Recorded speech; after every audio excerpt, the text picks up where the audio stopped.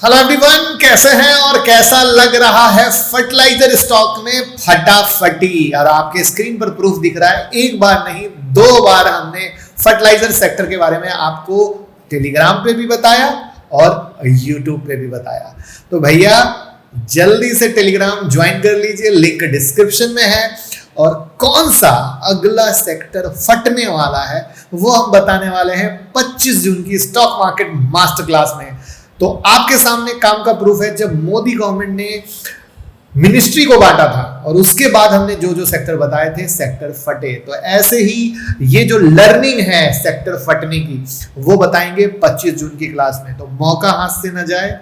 Intraday swing positional सब कुछ सीखेंगे। 9708094321 पे कॉल कीजिए, टीम से बात कीजिए और मौका हाथ से बिल्कुल मत जाने दीजिए, क्योंकि ये एक लाइफ टाइम अपॉर्चुनिटी होने वाली है सेक्टर रोटेशन की। क्योंकि बजट आने वाला है, हर बार हर दिन ऐसा मौका नहीं आएगा। तो आज बात करने वाले हैं बहुत कुछ।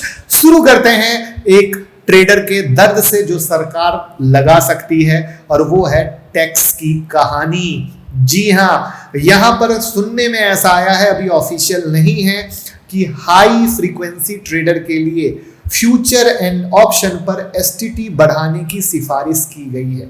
अब यहां पर सफाई ये दी जा रही है कि रिटेल ट्रेडर को फ्यूचर एंड ऑप्शन के नुकसान से बचाना है। यहां तक कि अल्गो बेस्ड हेज फंड पर एसटीटी बढ़ाने की भी सिफारिश की गई है। तो भैया मेरा पर्सनल मानना है ये गलत है, गुनाह है, पाप है, ये काम ना करो। आपका क्या नजरिया है पहले कमेंट में जल्दी से बता दीजिए, क्योंकि मेरे को साफ लगता है ये सब खाली बहाने हैं, बतौले हैं बताने के। क्योंकि यहां से आती है मोटी कमाई, और वो मोटी कमाई पे जितना ज्यादा मोटी कमाई उतनी ज्यादा टैक्स लगाओ, मोटा कमाओ, वही वाली कहानी है। होना क्या है ये देखने वाली बात होगी। बट मेरे को भैया कहीं से ये बात पसंद नहीं आई, अच्छी नहीं लगी। यहां तक कि ये बता दूं कि अगर जिनको पता ना हो एसटीटी क्या है, तो सिक्योरिटी ट्रांजैक्शन टैक्स है, जो सेंट्रल गवर्नमेंट की तरफ से लिया जाने वाला एक तरह का डायरेक्ट टैक्स है, जिसे स्टॉक मार्केट में शेयर खरीदने और फ्यूचर ऑप्शन जैसी सिक्योरिटीज की खरीदने बेचने पर लगाया जाता है।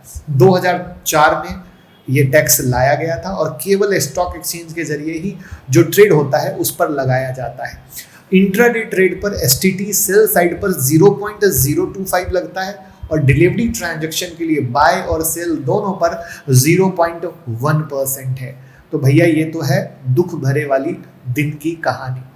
यहां पर हम एचडीएफसी बैंक की बात करेंगे, निफ्टी बैंक निफ्टी की भी बात करेंगे, उसके चार्ट पे भी आएंगे। उससे पहले भैया जान लीजिए कि अब आने जा रहा है ओला का आईपीओ।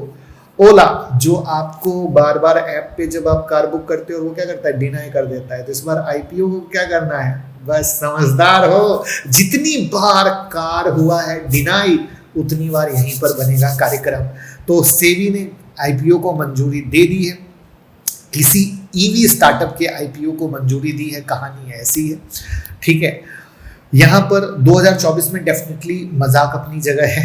ठीक है, ये पहली तरह का आईपीओ होने वाला है, 5500 करोड़ का आईपीओ होने वाला है। ठीक है, तो सेबी की मंजूरी के बाद फ्रेश शेयर भी आएंगे, ऑफर फॉर सेल भी आएगा, जिसमें ऑफर फॉर सेल के तहत 9.52 करोड़ शेयर की बिक्री होगी, जिसमें जो प्रमोटर हैं भावेश कुमार वो अपना 50% माल बेच देंगे, उनको बहुत अच्छा मुनाफा हो जाएगा।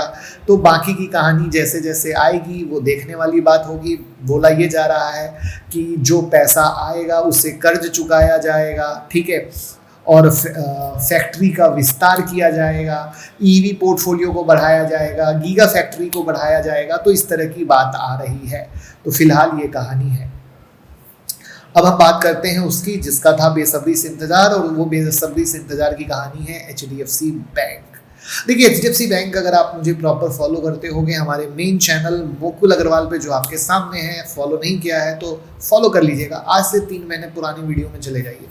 हमने कहा था जो एचडीएफसी बैंक और एचडीएफसी का मर्जर हुआ है ना, उसकी पावर ब्रांच मैनेजर के पास आई नहीं है, और ब्रांच मैनेजर के पास आने वाली है मई से, और उसके बाद होगी खेल, और खेल आपके सामने है।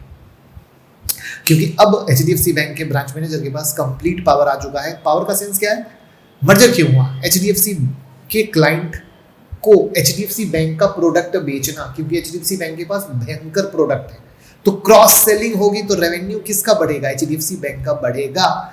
तो वहां पर ब्रोकरेज और म्यूचुअल फंड हाउस भी बहुत बुलिश हैं, और वहां पर अगेन देखिए, मैं कोई बाय सेल रिकमेंडेशन नहीं देता, बट मैं अपना नजरिया देता हूँ कि मैं कंपनी को कैसे सोचता हूँ, मैं कैसे देखता हूँ, मेरा नजरिया क्या है। तो भैया एचडीएफसी बैंक कहीं से हल्का बैंक नहीं है, ठीक है, बहुत भारी बैंक है और अंडर वैल्यू हो गया, इससे तो अच्छी बात हो ही नहीं सकती है। और धंधा तो बंद करेंगे नहीं, धंधा बढ़ाएंगे। बस हाथी जब आगे खड़ा होता है ना, तो थोड़ा सा उसकी चाल चलने में टाइम लगता है, बस उतनी सी कहानी है। और इस चीज को आप ये समझ लो कि म्यूचुअल फंड हाउस ने मई में 7600 करोड़ के शेयर खरीदे हैं, ठीक है, अप्रैल में 1890 करोड़ के शेयर खरीदे, मार्च में 4600 करोड़ के खरीदे, फरवरी में 8432 करोड़ के खरीदे, जनवरी में 12884 करोड़ के खरीदे। इसका मतलब क्या हो गया? एसआईपी की हर भाव में average average average average average average. अगर आप ये सोचो आपने एवरेज किया होता तो कितना परसेंट का कमाई किया होता। तो इसको बोलते हैं पोजिशनल ट्रेडिंग स्ट्रेटजी। और इसलिए बोलता हूँ फंड हाउस वालों से सीखा करो। पोजिशनल ट्रेडिंग स्ट्रेटजी में बनता है मोटा पैसा, जहां पर ऐसे दिग्गज शेयर जब मिलते हैं हर मंथ खरीदो, हर गिरावट में खरीदो। तो ये हम सीखने की कोशिश करते हैं। तो ये कहानी निकल के आई है, जहां पर हमने आपको ऑलरेडी बताया कि किस तरीके से किसका किसका इंटरेस्ट है, किन्होंने खरीदा है। 41 में से 26 म्यूचुअल फंड हाउस ने इनमें अपनी इन्वेस्टमेंट को क्या किया है, हिस्सेदारी को बढ़ाया है। और एसबीआई म्यूचुअल फंड सबसे बड़ा शेयर होल्डर है। तो एसबीआई बैंक को समझेगा वाली कहानी कुछ लगती है। तो मुझे पर्सनली लगता है, देखो तेजी हो जाने के बाद क्या होता है, अब लोग सोचेंगे मुकुल सर ने बताया तो चार्ट पे आएंगे, अभी परेशानी नहीं लेने का, ठीक है। चार्ट पे टेक्निकल क्या बोलता है उसको देखेंगे, निफ्टी बैंक निफ्टी को देखेंगे।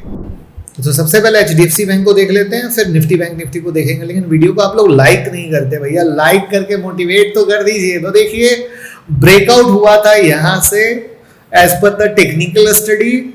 अब जो इसका रेसिस्टेंस लेवल है वो 1681-82 का है, मार्केट उसी लेवल को पकड़ा है। तो पहला ब्रेकआउट लेवल एज पर प्राइस एक्शन ये हो गया, और दूसरा हो गया 1722 का। तो ये दो लेवल हैं टेक्निकल लेवल पे जिसको आपको नजर रखने की जरूरत है। और वहां पे जो सपोर्ट लेवल है वो 1630-32 के करीब का है। तो ये है एचडीएफसी बैंक का लेवल। वहां पे ये देख रहे हो सारे के सारे फर्टिलाइजर स्टॉक जो आपको बताए और कैसे बम बम फटे हैं। तो भैया बहुत बेहतरीन मौका मिलेगा 25 जून की स्टॉक मार्केट मास्टर क्लास, हाथ से जाने नहीं देना। अभी का भी कॉल करके सीट बुक कर लेना 9708094321। वहीं पर निफ्टी के बारे में हम लगातार चर्चा कर रहे हैं कि भैया निफ्टी डिसाइड नहीं कर पा रही है करना है या नहीं करना है, और वो अपने रेसिस्टेंस को फेस कर रही है। और इसको इग्नोर हल्के में मत कीजिएगा, क्योंकि वहां पर बैंक निफ्टी भले ही पॉजिटिव टोन दे रही है लेकिन निफ्टी पॉजिटिव टोन नहीं दे रही है। बट मैंने आपको कल भी सिखाया था, जिस कैंडल से ब्रेकआउट होता है उसका हाई इंपॉर्टेंट होता है, यानी 51,957 यानी मोटा मोटा 52,000 का हाई बैंक निफ्टी का एक रेसिस्टेंस लेवल हो गया। वहीं पर निफ्टी कह रही है भैया थोड़ा पावर दिखाओ। तो लेट्स सी निफ्टी की मूवमेंट में क्या निफ्टी का जो ये हाई है इस कैंडल का वो ब्रेक होता है या नहीं होता है, जिस पे आपको नजर रखनी है। और वो है 23,664 का। तो रफली 670 680 जैसा मान लीजिए, क्योंकि 5-10 पॉइंट तो मार्केट यूं ही ऊपर नीचे कर देता है किसी भी चक्कर में। तो दिस इज द वे जहां हम स्टॉक मार्केट देखने समझने की कोशिश करते हैं। तो बस फॉलो करते रहिए, वीडियो को शेयर करते रहिए, प्यार देते रहिए, मोहब्बत देते रहिए। Thank you so much.